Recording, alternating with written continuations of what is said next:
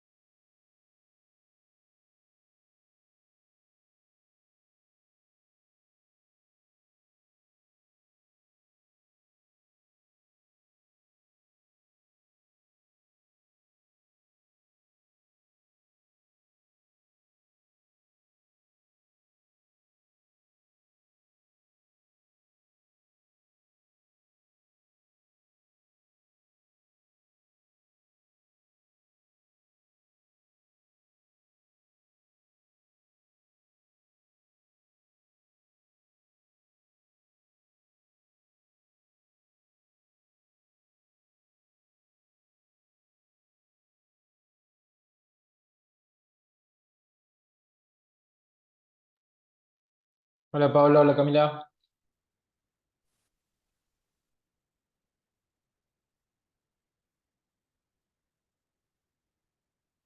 Pablo, Camila, ¿me pueden escuchar?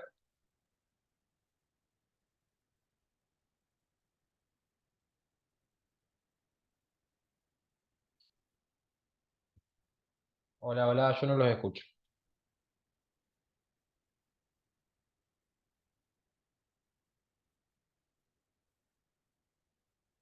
Bueno, vamos a empezar entonces. Vamos a retomar lo que habíamos comenzado a ver el miércoles en presencial.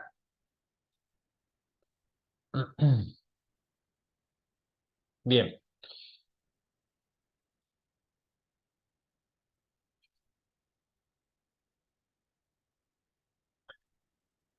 ¿se ve ahí la presentación? Sí, Bien. Nosotros habíamos empezado a hablar de las tablas, de los tipos de tablas, qué parte tenía que ver, de las distintas distribuciones. Habíamos llegado hasta ver lo que era frecuencia de variables discretas, ¿sí? Habíamos visto que íbamos a tener varias formas de presentar los datos una vez que los obteníamos. La más básica era la literal o la escrita, donde hacíamos un breve resumen del estudio que habíamos conseguido. Eso se daba cuando teníamos poquitos datos o la información era bastante escasa, para luego pasar a lo que realmente nos interesa o es materia de estudio, sobre todo de esta unidad y de esta parte de la materia, que son las tablas y los gráficos estadísticos, ¿sí? Habíamos dicho que posiblemente la combinación de ambos sea una buena herramienta para mostrar resultados, es decir, mostrar tanto tablas como gráficos en el mismo informe, pero no quita que a veces utilicemos uno o el otro por separado. Habíamos dicho que teníamos tablas que venían con propósitos generales y otras con propósitos especiales. Es como que la general es una tabla madre y las de propósitos especiales eh, van a algo particular que puede o no desprenderse de esa tabla mayor. Ahí tenemos un ejemplo que mostraba edades de un cierto grupo de personas, ¿sí? Habíamos visto las partes de una tabla.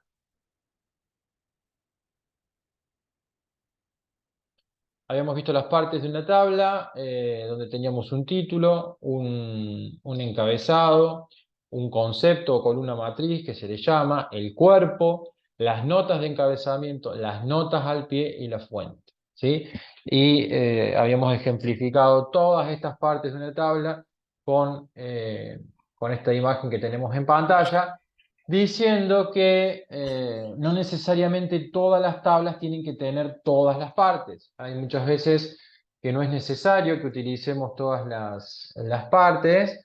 Eh, sí, por ahí el tema de las fuentes, si no hicimos nosotros el trabajo, es fundamental tenerlo. Obviamente que un título va a llevar, obviamente que las columnas van a tener que tener su encabezado y demás, pero por ahí las notas al pie, las notas de encabezado, etcétera, bueno, por ahí no son tan común que vayan en todas las tablas, ¿sí? Siempre digo, mientras más completa, mientras no haya exceso de información que no necesitemos, bienvenido, ¿sí?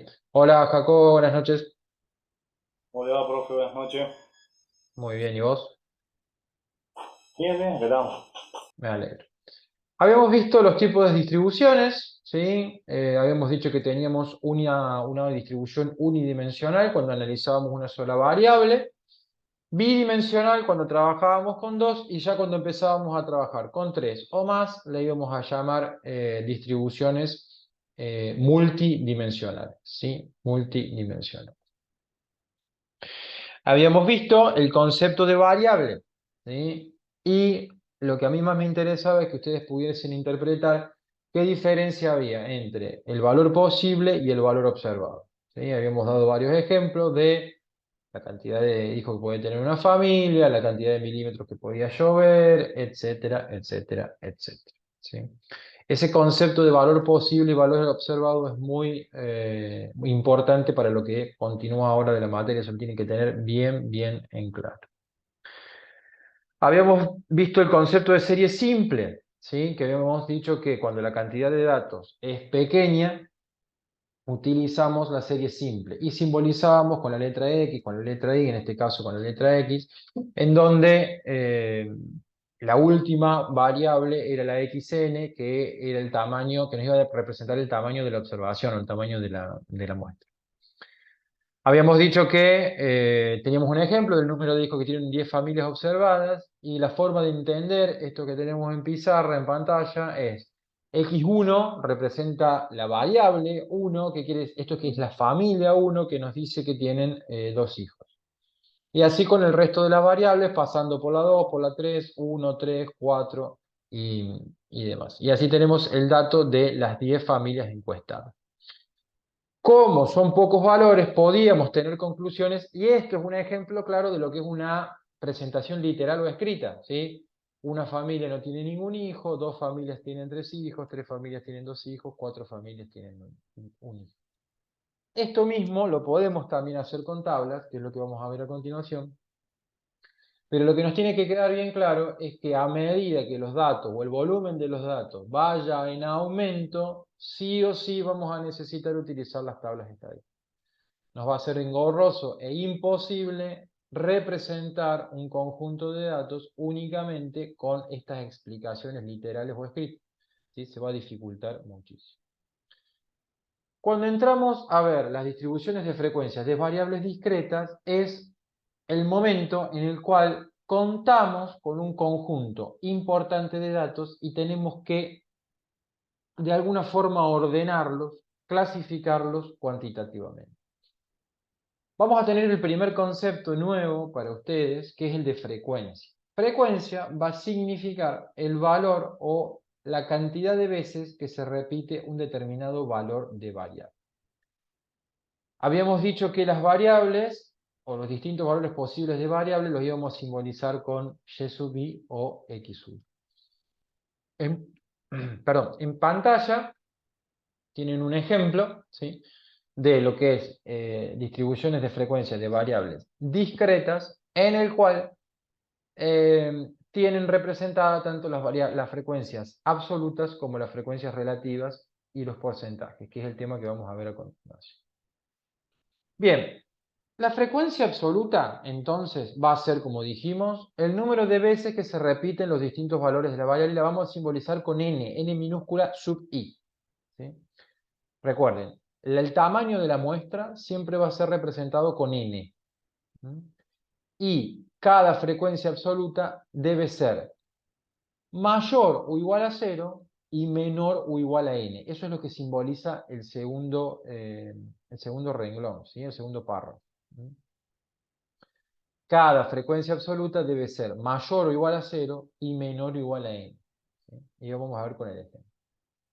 Y su sumatoria, eso que tienen ahí es sumatoria de todas las n sub i, debe ser igual a n. ¿Sí? Su sumatoria debe ser igual a n. ¿Sí? Las frecuencias relativas van a ser el cociente, o sea, la división entre el valor de cada frecuencia absoluta por el total de las observaciones. Se va a simbolizar con h sub i, ¿sí? Y se va a calcular, como dijimos anteriormente, como n sub i sobre n, o sea, la frecuencia absoluta dividido el tamaño de la muestra. También tiene algunas reglas que cumplir, como la frecuencia absoluta. Cada h sub i debe ser mayor o igual a 0, pero también va a ser menor o igual a 1. Y su sumatoria nos tiene que dar 1. ¿Sí? Su sumatoria nos tiene que dar. ¿Hasta acá alguna pregunta, alguna duda? No, profe. ¿Nada? Por el momento no, profe. Bueno. Las frecuencias absolutas y las frecuencias relativas acumuladas, ¿qué pasa con esto? Se obtienen sumando los distintos valores de su respectiva frecuencia hasta el correspondiente subíndice de la variable. Vamos a ver cómo es esto. Las frecuencias absolutas acumuladas se van a simbolizar con n sub i mayúscula y las frecuencias relativas acumuladas con h sub i mayúscula. Vamos a tomar de nuevo este ejemplo sencillo del número de 10 familias observadas y vamos a tratar de armar la tabla con esto que hemos aprendido hoy de las frecuencias. Fíjense. Esta es una tabla básica, ¿sí? Que tiene los 4 datos, más en realidad los 5 datos más importantes, ¿sí? Para armar la tabla. Es decir, acá habíamos dicho el valor de la variable posible, que era y sub i, ¿sí? Donde habíamos dicho que la variable, ¿sí? Dentro de la muestra que nosotros tomamos podía asumir los valores 0, 1, 2, 3 y 4. ¿Por qué ponemos el 4? Para mostrar cómo queda un caso en donde no haya frecuencia, donde no haya dato. Habíamos dicho que los valores posibles de la variable era, lo que la palabra lo dice, el valor posible de hijo que podía tener una familia.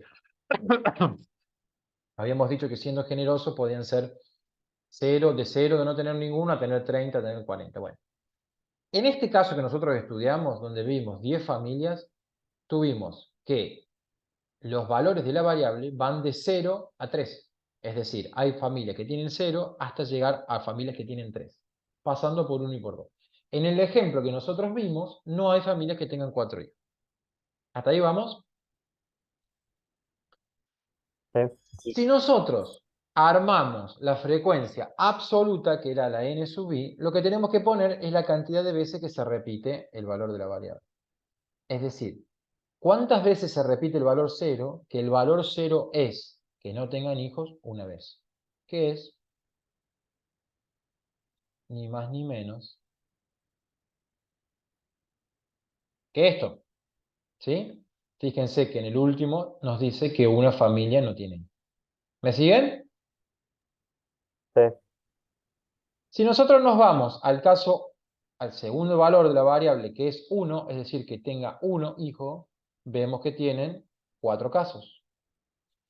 Si vemos que al valor de la variable que tenga 2 hijos, vemos 3 casos, y si vamos al caso de 3 hijos, vemos 2 casos. No tenemos ningún caso con 4 hijos. Por eso ponemos 0. ¿Sí? Entonces, si nosotros verificamos el total, la sumatoria de todo esto, ¿cuánto nos tendría que dar? Nos tiene que dar 10. ¿sí? Porque son 10 familias. Entonces, 1 más 4, 5, más 3, 8, más 2, 10.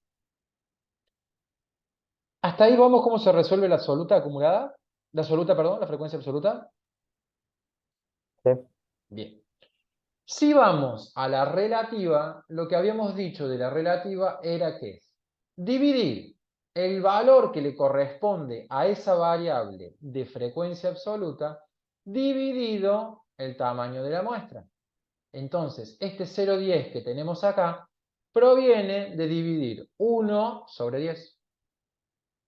Este 0,4 de 4 sobre 10, este 0,3 de 3 sobre 10, este 0,2 de 2 sobre 10 y este 0 obviamente no viene al caso. ¿Se entiende? Sí. ¿Qué características tenía que tener tanto la frecuencia absoluta como la relativa? ¿Se acuerdan? Habíamos dicho que tenían que ser mayor o igual a 0, menor o igual a n, y la sumatoria tenía que dar n. ¿Se acuerdan con respecto a la absoluta? Fíjense, todas son menores que n porque todas son más chicas que 10 y todas, o sea, su sumatoria nos da 10. En el caso de la relativa habíamos dicho que tenían que ser mayores a 0, mayores o iguales a 0, se dan en todos los casos, menores o iguales a 1, se dan en todos los casos, y su sumatoria nos tiene que dar 1. 0,10, 0,4 son 0,5, más 0,3 son 0,8, más 0,2 es 1. ¿Vamos bien? Sí. Chicos, Sí, profe. bien. Pablo, Camila, ¿pudieron tomar el micrófono o no? Si no, escríbanme en el chat.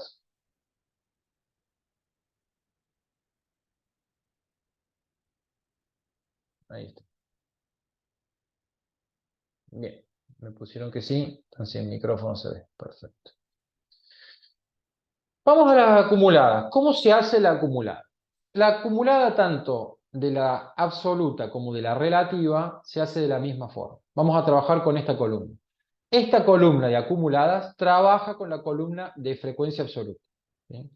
¿Cómo es el procedimiento? El primer valor se pone el mismo. 1 es 1. Esto después en las próximas clases vamos a ver por qué. Por ahora quiero que entiendan o que puedan llegar a entender cómo armar una tabla de esta para yo dejarles ejercicio. Entonces, el primer valor es el mismo y después voy acumulando el que sigue. 1 más 4, 5. 5 más 3, 8. 8 más 2, 10. Y obviamente que 10 más 0, 10. ¿Se entiende? Entonces, el primer valor es el mismo y después voy acumulando el siguiente que le corresponde a la frecuencia absoluta. Si se fijan, siempre el último valor que nos da acá de frecuencia absoluta acumulada tiene que coincidir con el tamaño de la muestra, que es n. Y para el caso de frecuencia relativa es exactamente lo mismo. El primer valor es el mismo, pero ahora trabajo con estas dos columnas. El micrófono parece que no funciona, me dicen Pablo y Camila. Perfecto. Fíjense, 0,10 es el primer valor, ¿sí? Y después voy acumulando 0,10 más 0,4, 0,5, 0,5 más 0,3, 0,8, 0,8 más 0,2, 1, 1 más 0. De nuevo, el último valor de frecuencia acumulada, relativa acumulada, tiene que coincidir con el de frecuencia relativa, la sumatoria que es 1. ¿Sí? Y con esto armamos la primer tabla básica, ¿sí? Tabla de distribuciones de frecuencias de variables discretas. Básica, esto es lo elemental. Después ya le vamos a ir agregando más cosas, más datos que se necesitan. ¿Sí? Por ahora, esto es lo más importante que quiero que entiendan de este armado de tablas y a partir de que les suba esta grabación yo de la clase, ustedes este manual ya lo tienen, ¿sí? Y lo que les voy a agregar es una serie de ejercicios para que puedan resolver con esto aprendido hasta ahora, ¿sí? Únicamente con esto. Para que puedan resolver para la clase del miércoles o para la clase del lunes que viene en virtual. ¿Alguna pregunta con lo explicado hasta acá? ¿Alguna duda? ¿Algo que no haya quedado claro?